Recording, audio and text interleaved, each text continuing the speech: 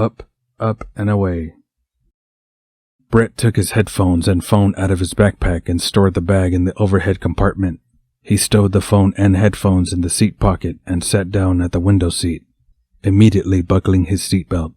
The little monitor in front of him was showing a loop of the flight ahead. 7 hours. Then they reached Dubai.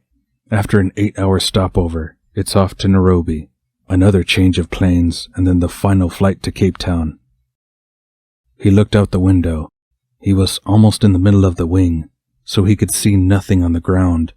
The sky looked gray and it started to rain lightly. The plane was already full, yet more people shuffled down the aisles and battled for overhead space before trampling over those already seated to take their places. The air hostesses started closing the overhead storage. He looked at the empty seat beside him. Maybe the person missed the flight. Maybe he would be lucky enough to have this piece of the plane all to himself. He leaned over to pull his phone and headphones from the seat pocket. Ouch! He yelled as he was bumped hard from the side, squishing him into the side of the plane. A body was leaning heavily on him. He could hear the person yell at someone. Watch what you're doing, man. The weight lifts off him. I'm so sorry, dude. Are you okay?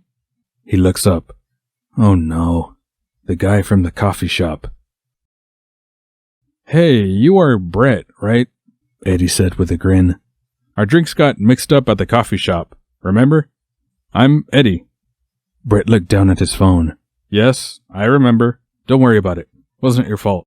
He quickly put the headphones in his ears, leaning back and closing his eyes.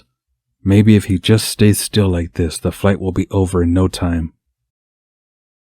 After a while, Brett hears the roaring of the engines as they start to ascend. It always makes his stomach uncomfortable when a plane takes off. Only once they reach altitude, and the engine roar quiets down, he finally relaxes. The plane will level out soon and all will be calm. Or so he thought. Ladies and gentlemen, this is your captain speaking. We will be entering some turbulence soon.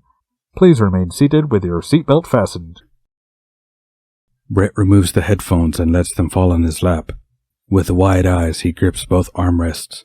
What he didn't notice was that Eddie's arm was resting on the armrest to his right. Instead of gripping the armrest, he was digging his fingers into Eddie's arm. All up there, cowboy, Eddie says calmly. With his free hand, he firmly grips Brett's wrist to pull his hand off his arm. It will be fine, he says in a soothing voice. Brett looks at Eddie. You don't know that. People die in plane crashes all the time. Eddie snorted. No, they don't. Do you know that around 1 in 2,500 people die from choking on food every year? Only 1 in 2 million people die in a plane crash. Aviophobia is common, though. Nothing to be ashamed of. What is aviophobia? Brett asks. Oh, sorry. The fear of flying. Just then, Eddie realized he was still holding onto Brett's wrist. He lets go and notices a slight blush on Brett's cheeks. He smiles at Brett and continues.